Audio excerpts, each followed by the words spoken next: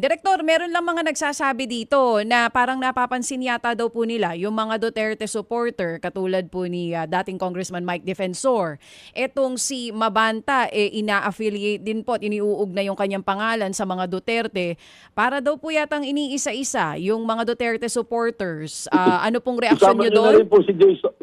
Oo, Jason sa. Ayun pa pala. Isama nyo na rin po si Jason sa. Oo. Para tatlo po sila. Okay. Po. Attorney, Pero ito lang po sige po. BJ, Kapatid.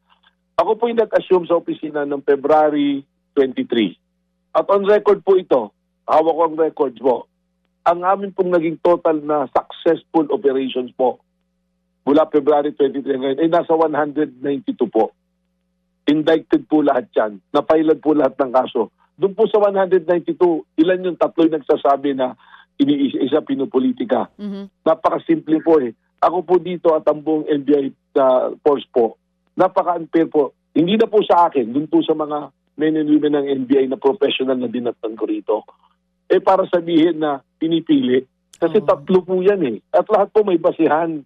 May legal na basihan. Dito po sa NBI, tinitingnan po namin, una-una ebidensya, yung batas na mag-a-apply dito at gagawin po namin ng tama yung proseso. Isa-isahin po natin yung kay Mike Defensor. Ang nangyari po dyan kay Mike Defensor, malinaw naman. Meron pong rescue operation, meron pong nangyari na human trafficking. Nung tinignan po yung dokumento, sinong may-ari ng lugar, nakarehistro po sa pangalan ng asawa at anak niya.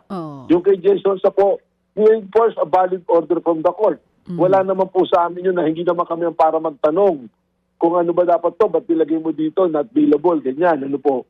Pero sa katunayan, after nung kay Jason sa yun, kami pa po ang nagbigay kaagad ng return of service of warrant nung on the same day na na-arresto siya.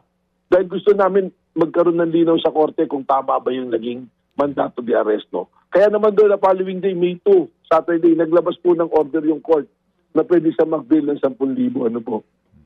Ay, hindi po nagpa-bail. Hindi po sila nag-exercise ng right to bail nung Sabado na yun. Bukas naman po yung korte para dyan. At dahilan ni Jason Sass, wala daw yung abogado niya nasa ospital. So hinintay po yung Lunes. Nung Lunes po na nakapag-post ng bail, procedure po kailangan, meron pong clearance. Lumalabas po may 4 na kaso na nakapending si Jason sa dito po sa aming sa aming pong database. Protocol po kailangan mag-clearance. Ang ginawa po namin kahit wala pa yung clearance, pinag-undertaking namin sila. Nagpirma ng undertaking si Atty. Tolentino at si Jason Solsa na after 7 days, ipipresent na yung clearance. So yun po yung nangyari din. Ngayon, ito naman po, yung kay Franco Mabanta. Nakikita nyo naman yung social media, naglalabasan mo ang lahat kaibigan niya.